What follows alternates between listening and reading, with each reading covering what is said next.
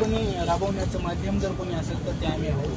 साहेबांनी मुख्यमंत्री साहेबांनी जो आपले सरकार प्रोजेक्ट चालवण्याचा आहे तो सुद्धा प्रोजेक्ट साईट आणि कंपनी आज जे आम्हाला कंपनी नियुक्त्या देत आहे, आम्ही आज 10 ते 12 वर्षापासून आम्ही त्या पदावर काम करत आहोत आणि आज आम्हाला अचानकपणे कंपनी बदलून नवीन माणसांना नियुक्ती देण्यात येत आहे. आमची एवढीच विनंती आहे की आम्ही 10 ते 12 वर्ष त्या पदावर घातलेले आहे, त्या पंचायत समितीसाठी त्या शासनासाठी आम्ही दिलेले आहे. असं का करून राहिलं? कंपनीलाच माहिती नाही. कोणती कंपनी आता?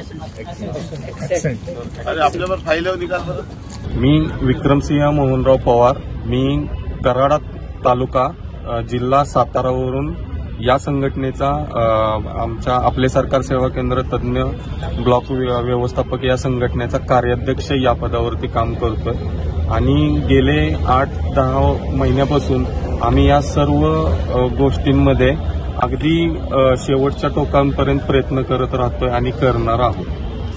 मॅडम, आम्ही गेले 13 वर्षापासून या राज्य शासनाच्या आणि केंद्र शासनाच्या धोरणात्मक योजना ज्या असतात त्यामध्ये आपले सरकार सेवा केंद्र नावाच्या या प्रोजेक्टमध्ये गेली 13 वर्ष झालं काम करतोय. जसं की ग्रामपंचायतला ऑपरेटर असतात, त्यांच्यावरती आम्ही जे पंचायत समितीला प्रत्येकी एक तालुका व्यवस्थापक पद असतं आणि जिल्ह्याला एक जिल्हा व्यवस्थापक पद असतं. यामध्ये गेले 13 वर्ष झालं आम्ही काम करतोय, सातत्यानं काम करतोय.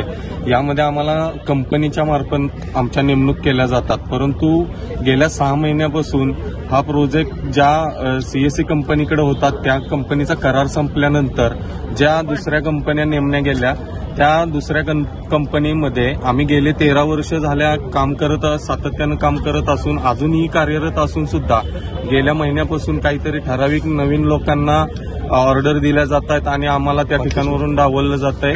त्या नवीन लोकांना नियुक्त केलं जात आहे आणि आम्ही गेले 13 वर्ष झाले काम करून सुद्धा आम्हाला या पदांवरून डावललं जात आहे. म्हणून हा उपोषण आम्ही गेले 6 ते 8 महिने झालं राज्यामध्ये आपण मंत्रालयामध्ये जाऊन विविध मंत्र्यांच्या भेट घेतल्या, सेक्रेटरी साहेब असतात त्यांना भेटून निवेदन दिले, बरेच वेळा भेटून आलो, तरी पण आम्हाला सकारात्मक कोणताही निर्णय घेतला नसल्यामुळे आज आम्हाला हा पवित्रा घ्यावा लागला की आमच्या ज्या संघटनेच्या राज्याध्यक्ष आहेत स्नेहल कांतीलाल पटेल, त्या स्वतः गेल्या 16 तारखेपासून अन्न आणि पाणी त्याग करून या ठिकाणी आजचा 3ऱ्या दिवशी सुद्धा त्या उपोषणावरती ठाम आहेत.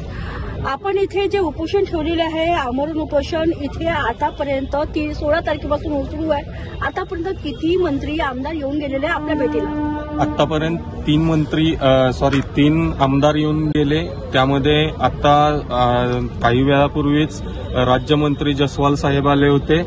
ते जसवाल साहेबांनी पूर्ण आमचा प्रकल्प काय आहे आणि तो प्रकल्प गेले कित्येक दिवसापासून राबवला जातोय ह्याच्या संपूर्ण पार्श्वभूमीपर्यंत गेले, जो की 19 सप्टेंबर 2024ला आमचा या प्रकल्पाचा नवीन GR जो निघालेला आहे शासनाचा, त्यामध्ये रेलटेल आणि ITI या 2 कंपन्यांना जो या प्रोजेक्टचा भाग बनवलेला आहे तो सुद्धा GR साहेबांनी आता तपासून बघितला. साहेबांचं असं म्हणणं आहे की नवीन आउटसोर्सिंग ज्या कंपन्यांमध्ये आम्हाला घेतलं जातंय त्या कंपन्यांमार्फत ज्यांना कॉन्ट्रॅक्ट मिळालं जातंय ती लोक नवीन लोक भरतात. यामध्ये कुठेतरी थोडाफार इकडचा तिकडचा भाग असू शकतो. तर त्या खोलापर्यंतची आता साहेबांशी आमच्या चर्चा झाली आणि साहेबांनी स्वतः आम्हाला 2 दिवसांमध्ये तुमचा निर्णय तडीस लावतो म्हणून असं आश्वासन सुद्धा आता दिलेलं. ज्या पद्धतीने तुम्ही सांगता की जयस्वाल सर आले राज्यमंत्री आणि तुम्हाला आश्वासन दिले, तुम्हाला काय वाटते की प्रत्येक वेळेस ते शीतकालीन सत्र राहतात आणि भरपूर आंदोलन राहतात, त्यांची अजूनपर्यंत मागण्या पूर्ण होत नाही आणि यावेळेस मंत्रिमंडळ विस्तार बसलेला नाही आहे, वाटपही झालेलं नाही का? भरपूर असे आमदार आहे ते नाराज आहेत, ते आपल्या घरी रिटर्न गेलेले आहेत. तुम्हाला काय वाटते अशा परिस्थितीमध्ये तुमच्या मागण्या पूर्ण होतील काय? आता जसवाल साहेबांनी ते सांगितलं की मंत्रिमंडळाचा विस्तार झालेला नाही, खातेवाटप झाले नसल्यामुळे आपल्याला या उपोषणाच्या माध्यमातून तुम्हाला ज्या मागण्या तुमच्या मान्य व्हायला पाहिजेत त्याला थोडासा विलंब लागू शकतो. परंतु जसवाल साहेबांनी आम्हाला एक शेवटी आश्वस्त करून गेले की मी तुमची CM साहेबांशी, देवेंद्रजी फडणवीस साहेबांशी भेट घालून नक्की देतो.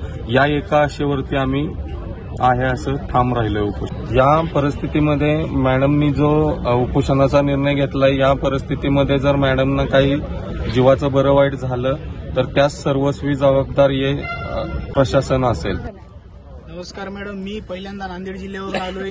एक तालुका व्यवस्थापक आहे. महाराष्ट्रातून इथं प्रत्येक तालुक्यातून प्रत्येक जिल्ह्यातून इथं तालुका व्यवस्थापक आलेले आहेत आणि मागील 6 महिन्यापासून जो काही आमचा संघर्ष चालू आहे त्या संघर्षाचं कुठंतरी आम्हाला यश मिळत नव्हतं आणि शासन आम्हाला कुठंतरी लक्ष देत नव्हतं. यामुळे आम्हाला हे टोकाचं पाऊल उचलावं लागलंय. आज आमच्या जे संघटनेच्या राज्याध्यक्ष मॅडम आहेत स्नेहल कांतीलाल पटेल, या मागील 3 दिवसापासून बिना पाणी बिना अन्नाच्या आहेत आणि त्यांची आज प्रकृती एकदम अशी टोकाची प्रकृती आहे, जी की त्यांचा उद्या काहीही होऊ शकतं. आज थंडीचे दिवस आहेत. आम्हाला शासनाला एवढंच म्हणायचं आहे की आमचा अंत न पाहता आम्हाला आमच्या मागण्या पूर्ण कराव्या.